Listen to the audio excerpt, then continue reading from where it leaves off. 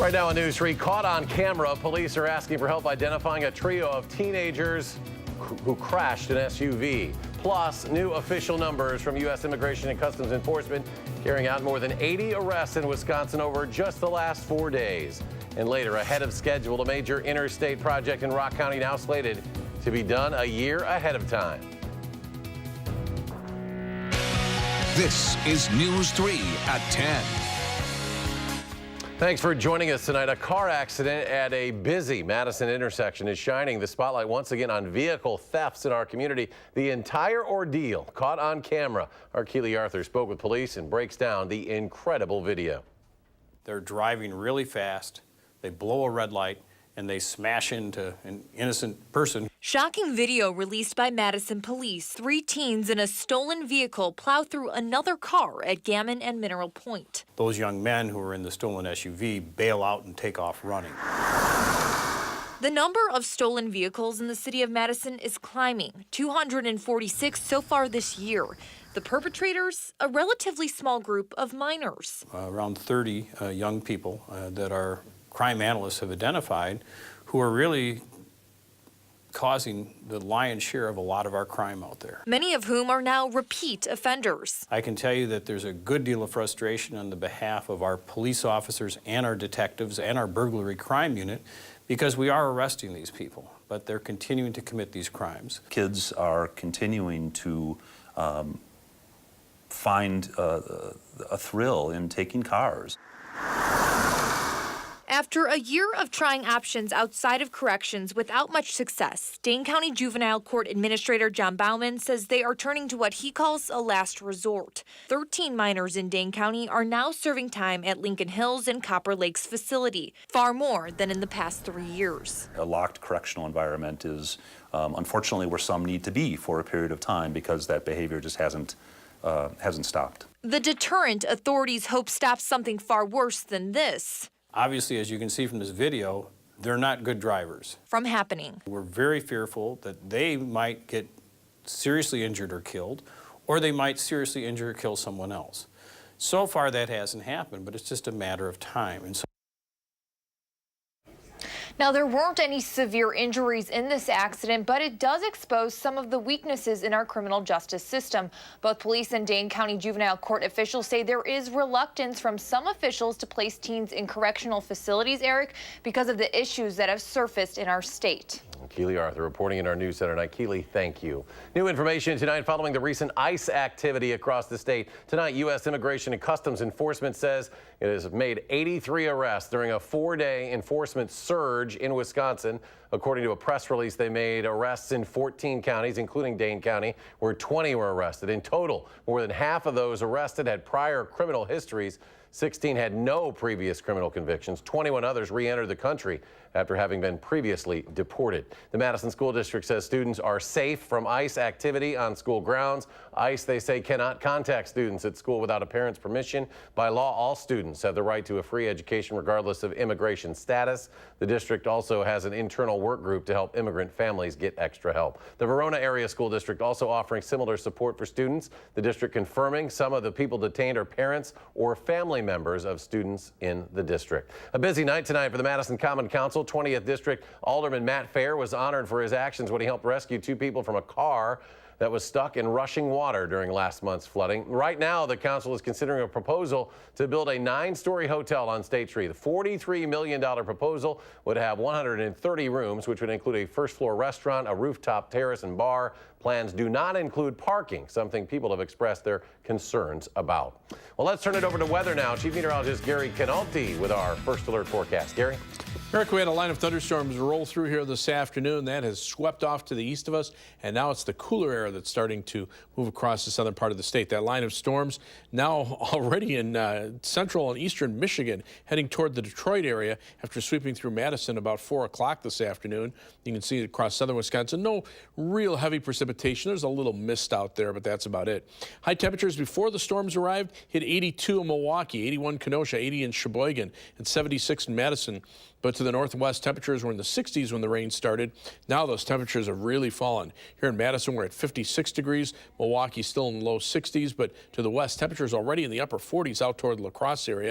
And with northwesterly winds continuing, drier air is moving in, and that will allow overnight low temperatures to cool down into the middle 40s. For tomorrow, look for partly sunny skies, but it will be much cooler with a high of only 59 degrees. That's your First Alert forecast. Gary, thank you. Construction on parts of I-3990 will wrap up a year earlier than originally planned. That's according to Governor Scott Walker, who announced that news earlier today. Our Amy Reed joins us now to tell us how the Department of Transportation is able to pull this off. Amy?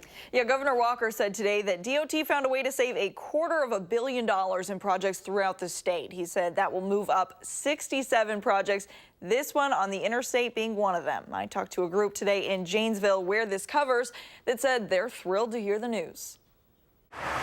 With a stretch of construction that's been going on for years, the news of a closer end date is huge. The sooner we can get this done, the better. At least for Dan Cunningham. It's been a long ride, so to speak, no pun intended, but it's a very necessary project for this area's economy. His group, Forward Janesville, has been part of the project since before the beginning.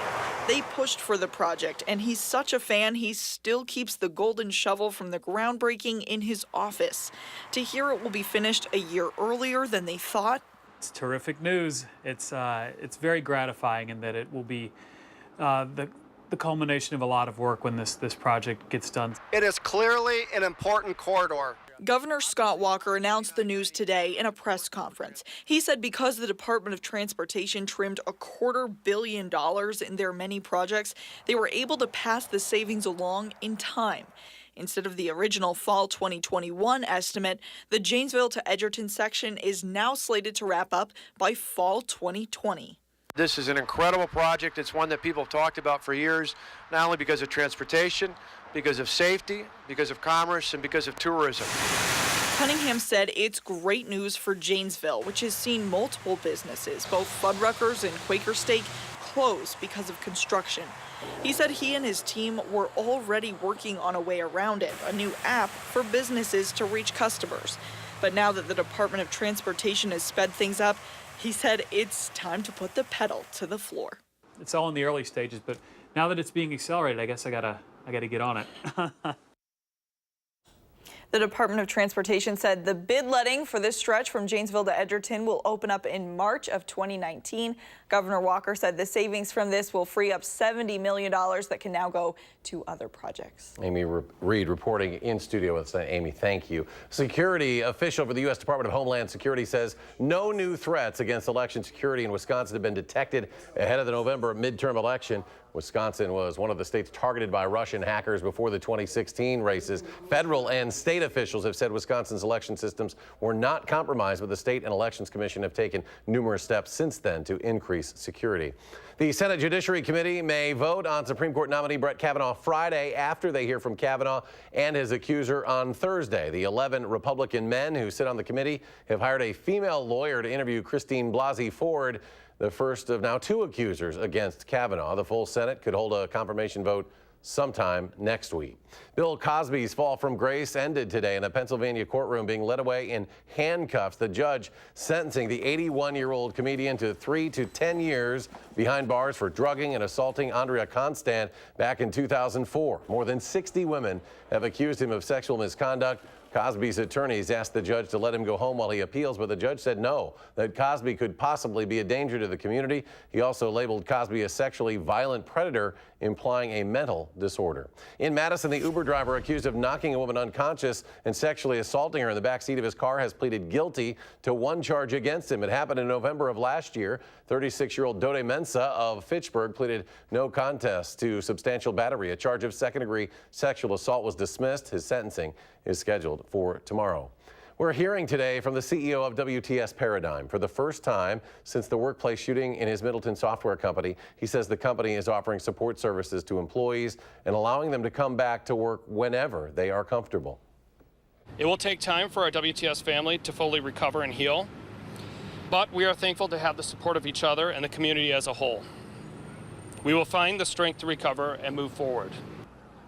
4 people who were shot last Wednesday, all are expected to survive. 1 remains hospitalized. Police shot and killed the shooter, 43-year-old Anthony Tong, who had joined the company in April of 2017. Janesville Fire Chief Randy Banker announced his resignation today amid a contract dispute between the city and the department. Banker said in a statement today his resignation is not influenced by the disputes, but says he hopes and believes the city and the department can come to an agreement. Banker has been with the city of Janesville since 2016. The former GM plant in Janesville took its first step toward redevelopment today. The plant almost a third of the way done now with demolition. Owners and developers of the property announced the first changes of the property today at an event in Janesville. They say the 250-acre plot of land will be broken up for multiple uses. They also introduced the site's new name, Centennial Industrial Park, an ode to the 100 years of work at the former General Motors facility. More to come tonight at 10. Up next, a major airline delays tonight. We'll tell you why Delta grounded all of its domestic flights and how the county hopes to keep the historic flooding from happening again in Dane County. Their plan next at 10.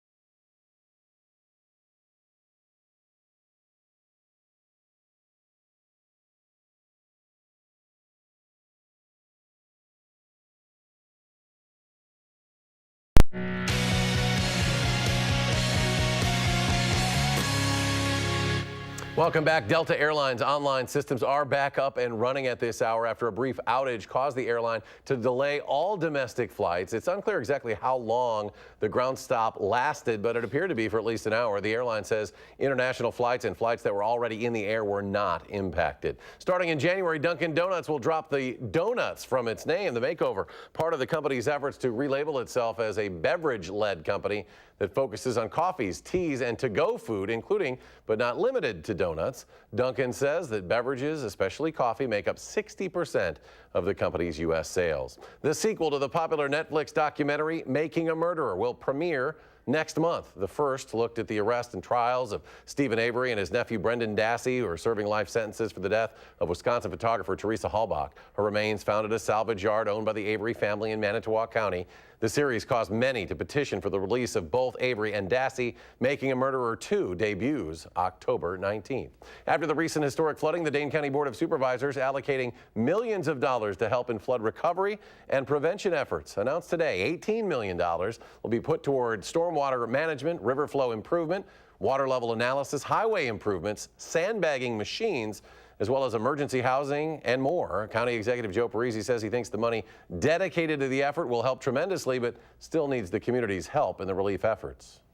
It's not going to change overnight. It's, but we have to look at the art of the possible. There's a lot that we can do, and the weather's not under our control, but what we can control, we need to come together and work on. But we need input from everyone in the community who's affected, everyone along the chain of lakes. If you'd like to see a full list of how that $18 million will be used, you can check our website, channel3000.com. We did have some rains roll through. A little stormy out there this afternoon and spitting a little bit out there this evening, but yeah, just around here. Just a misty, cool evening, but the storms are gone now. Fortunately, we missed out on most of the severe weather. That stayed just to our south. Let's start out by taking a look at the rainfall. You can tell where the heavier rainfall was, and that was in a band from southwestern Wisconsin to just north of Madison. This area here, broad area, about a ½ inch to an inch of rain. These areas of lighter blue in their pockets where there might have been a little more than an inch of rain. But you get south of Dane County, generally less than a quarter inch, actually in the lighter green areas. And that's because the storms rolled through so quickly they didn't produce much in the way of heavy rain. And now on Doppler track, you can see things pretty quiet around here. That line of storms raced to the east and now is pushing into eastern Michigan. But most of the severe weather reports were to our south across northern Illinois. There was actually a tornado report in eastern Iowa near Mechanicsville. Brief tornado touchdown there, causing a little bit of damage. And then quite a bit of damage in the area around Lee and Ogle counties, south and west of Rockford, Polo in Oregon, and the north central portion of Illinois. A lot of tree damage from strong straight line winds that rolled through at about 70 to 80 miles per hour during the afternoon hours. Time lapse from the Queen Bee Radio Skycam in Platteville showed the moon setting in the west. You can see some fog early in the morning, then clouds and a little bit of sunshine. Then the showers and storms rolled on through. And then as we headed towards sunset, there were some breaks in the clouds there. The live view from the Edgewater Skycam in downtown Madison. Skies are mostly cloudy, a little bit of mist out there. You can kind of make out a little bit of the moisture on the camera lens. High today, 76 degrees before the storms arrived. The low temperature is the current reading of 55. Or actually, it was 55 last hour. We've gone up to 56. Skies are mostly cloudy. Winds out of the northwest at 10 miles per hour. The humidity still pretty high at 90%. High temperatures ahead of the storms. 80s near Milwaukee and southward into the Chicago area. To the north and west behind that cold front, high temperatures only topped out in the 50s. And those readings are dropping to the 40s with pockets of upper 30s already in parts of northern Minnesota. We're still in the mid-50s here, but as the skies clear out, those temperatures will continue to drop. Notice the 24-hour temperature change between about 10 and 20 degrees colder than it was at this time last night. Dew point temperatures are coming down too. The 60-degree plus dew points mainly in the Chicago area and areas to the east. The air really drying out to the north and west. Some dew points in the 30s across northern Minnesota. That allows the temperatures to really drop off at night. On weather track, that line of storms headed off to the east. The jet stream basically plowing through the Midwest, but now it's starting to shift to a northwesterly direction. And as it does so, that's going to allow the cooler air to continue to move in behind this cold front. Current temperatures now in the 40s, mainly to our north and west, a few pockets of 30s already. And then those dew point temperatures are allowing those overnight low temperatures to really fall off. Look for skies that turn partly cloudy overnight, partly sunny for tomorrow, but high temperatures only topping out in the upper 50s. So overnight, look for skies to become partly cloudy. It'll be breezy and cooler, low dropping to 46. Tomorrow's high only 59 with partly sunny skies. On future track, you can see those skies starting to clear out a little bit overnight with lows in the mid-40s. High temperatures tomorrow only in the upper 50s. Then with clear skies for tomorrow night, those temperatures tumbling into the middle 40s. Then on Thursday, the skies will turn cloudy and we'll see some showers, especially in the afternoon. High temperatures in the lower to middle 60s. 7 to 10 day forecast. Those temperatures remain on the cool side at least through the weekend. Look for high temperatures to be in the upper 50s on Friday, around 60 Saturday, and low 60s on Sunday. A little bit of a warm up early next week with some shower and thunderstorm chances, and then another shot of cooler air toward the end of next week. There are signs that by the following weekend, we may have to start talking about frost in some areas too. It is that time of of the year. Yeah, it is. Gary, thank you very much. Sun Prairie and Verona with a battle for the lead in the Big 8 Girls Volleyball Conference. The story coming up next in sports. Stay with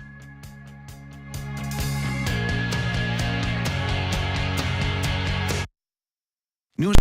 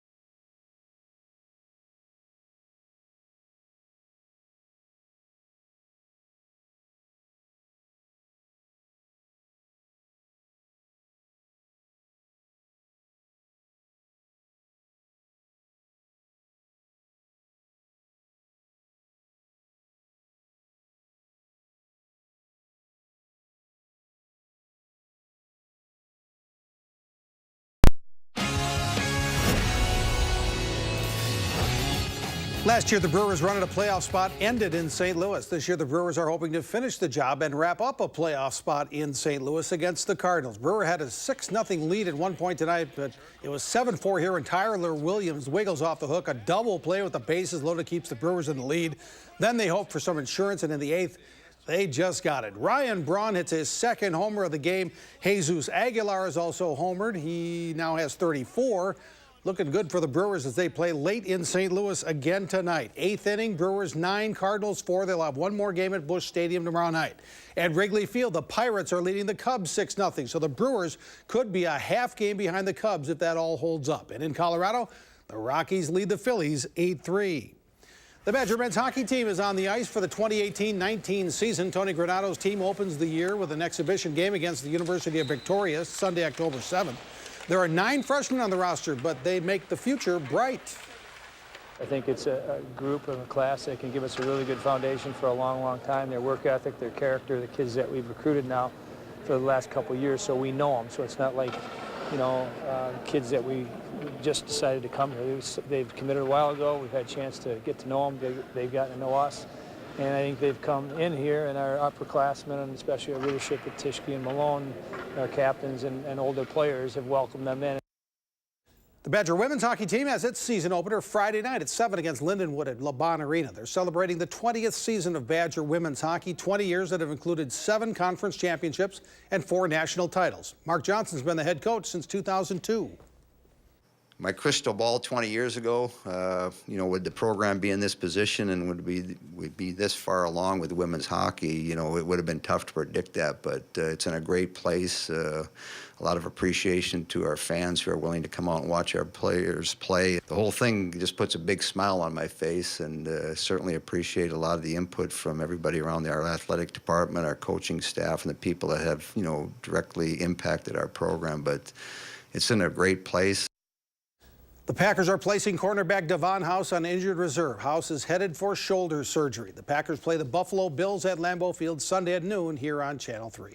The Prep Mania football game of the week Friday night. Janesville Craigs at Middleton will televise the game live on TVW and live stream it on channel3000.com Friday night at 7. And girls high school volleyball tonight. 4-0 Sun Prairie visits 4-0 Verona for the lead in the Big 8 Conference. Big crowd sees a lot of really good volleyball. Verona comes out red hot. They'll set senior outside hitter Sophie Alexander for that kill. The Wildcats take the first 2 sets, 25-19, 25-22. But Sun Prairie makes a remarkable comeback. The Cardinals win the next 2 sets, 25-23 and 25-12, and they win it in 5.